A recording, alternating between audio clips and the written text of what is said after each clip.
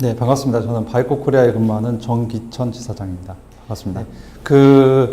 여러 기간 DC 전원을 사용하면서 DC 전압에 대한 요구 사항들은 항상 커스터머의 어플리케이션에 따라서 변해 왔습니다. 그래서 최초에는 6V, 12V, 24V 이러한 높은 전압 쪽으로 지속적으로 높은 전압을 요구하게 되었고요. 최근에 48V가 화두가 된 이유 중에 하나는 말씀하신 것처럼 여러 가지 어플리케이션 상에서 더 많은 파워의 요구가 필수적이 되었고, 거기에서 발생한 로스를 최소화하여 에너지 효율을 올리는 게 또 다른 화두가 되었습니다. 그래서 여러 가지 전압이 있지만 48V의 안전성과 그다음 효율성을 감안했을 때 현재 가장 24V를 대체할 수 있는 DC 솔루션이라고 업계에서 여러 가지 어플리케이션을 적용하고 있는 추세이고요. 그럼 왜 48V냐? 일반적으로 DC 전원에는 입력과 출력의 변환 범위라는 게 있습니다. 그래서 이 48V의 입력 변환, 출력 변환 범위를 감안했을 때 높이 상승할 수 있는 전압의 볼테이지를 약 60V 정도로 감안을 하고 있고, 여러 가지 국제 규격, 안전 규격에서 정의하는 안전한 인체에 해가 크지 않은 전압의 제한치를 60V로 정의하고 있습니다. 그렇기 때문에 현재로서는 48V를 가장 효율적으로 사용할 수 있는 전압으로 여러 업계에서 사용하고 있는 추세입니다. 일단은 통신업계에서 여러 가지 쓰고 있는 여러 가지 파워 디스트리뷰션 중에 가장 대표적인 게 AC를 분배할 거냐 혹은 DC를 분배할 거냐라고 나눌 수 있겠는데, 일단 보시는 바와 같이 AC와 DC는 여러 가지 장치 효율성상 큰 차이들이 있습니다. 그래서 통신 쪽에서 통신 어플리케이션 가장 중요하게 생각되는 안정성 차원의 일반 백업 관련된 배터리 혹은 UPS를 실장하게 되는데, DC 전원을 사용하면 상당히 백업 배터리를 설치하거나 유지 보수하는 데 상당히 유리한 점이 있고요. 그 다음에 AC를 사용한 것과는 달리 한 번의 AC, DC 컨버전 후에 바로 DC to DC 컨버전이 가능하기 때문에 여러 단계의 컨버전을 거칠 필요가 없어서 오래전부터 통신 쪽에서는 48V를 규격화하여 사용하고 있습니다. 통신 쪽은 통신의 시초가 윌리엄 벨이 개발하고 그다음에 대중화한 전화기에서 유래를 찾아볼 수 있는데, 지금 현재 거의 대부분의 통신의 개념은 유선 전화기에서부터 시작했다고 해도 과언이 아닙니다. 그래서 최초의 유선 전화기를 대중화할 때 사용했던 볼테이지가 플러스 마이너스 12V였고요. 그다음에 12V 이후에 추가되는 요구 사항들을 전력 소모를 커버하기 위해서 됐던 게 48V로 이해를 하고 있습니다. 그래서 여기에는 여러 가지 배터리, 아까 말씀드린 백업할 수 있는 배터리의 기술이랄지 혹은 주변 장치들에 대한 어떤 호환성이 고려가 된 건 사실이지만, 현재로서는 통신업계에서는 48V를 가장 대중화된 DC 입력 전원으로 사용하고 있습니다. 일반적으로 전원을 사용하는 입력 전원을 올렸을 때 발생하는 에너지 로스와 그 다음에 전력 선의 어떤 설치나 구축 비용을 비교해 볼 수 있겠는데요. 여기 잠깐 보시는 것처럼 일반적으로 발생하는 파워 로스, 그러니까 파워가 전달되는 과정에서 없어지는 손실로 발생하는 부분에 가장 중요한 룰 중에 하나가, 이 파워의 로스는 전류의 제곱과 거기에 해당하는 매체의 저항에 비례한다고 되어 있습니다. 그래서 결국은 이 IR 로스라는 이 개념을 줄이는 게 가장 직접적으로 파워 로스를 줄일 수 있는 방법 중에 하나이고요.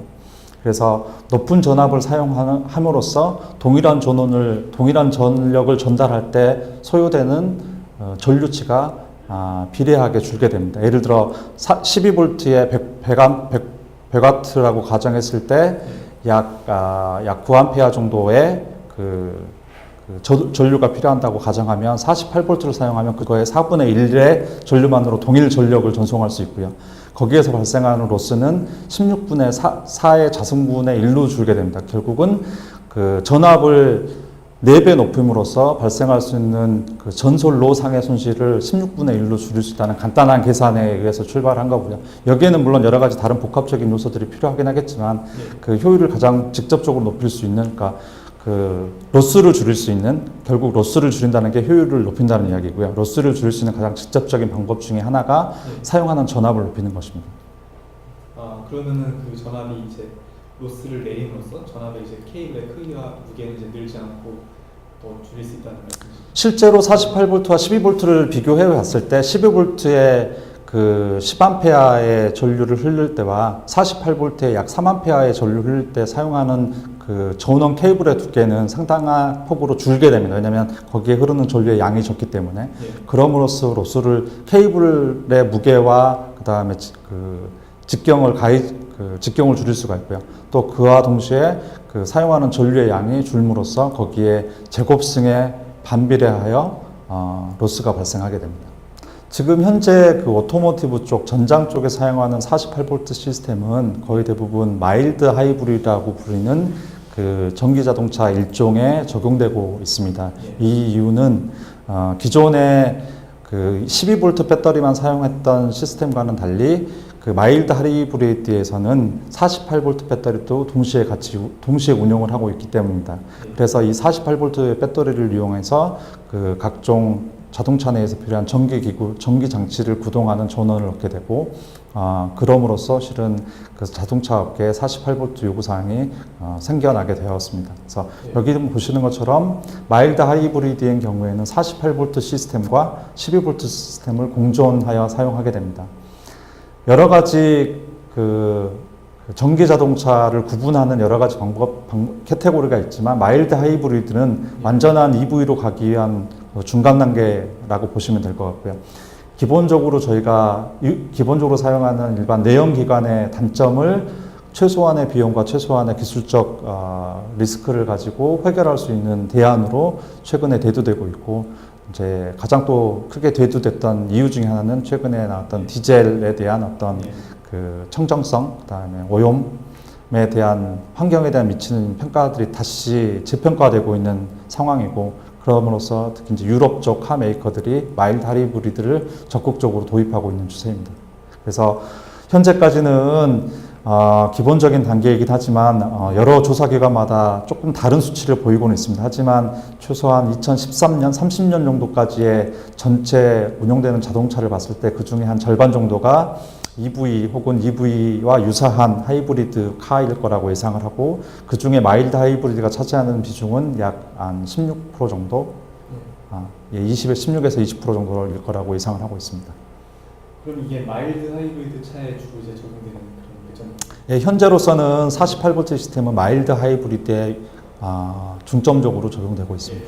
그 저희 바이포에서 사용하는 그 대표적인 토폴로지 중에 하나인 제로 볼테지 스위칭, 그 영전압 스위칭이라고 이야기를 하는데, 이거 같은 경우는 주로 발생하는 스위칭 로스를 분석하고 그거를 없앰으로써 그 높은 효율을 달성할 수 있는데, 가장 대표적인 예가 보시는 것처럼 일반적인 컨버터의 토폴로지를 비교했을 때 주요한 파워 로스는 그 FET, 스위칭 FET라고 부르는 FET의 터닝 온 타임과 터닝 오프 타임 때 발생하는 게 일반적입니다.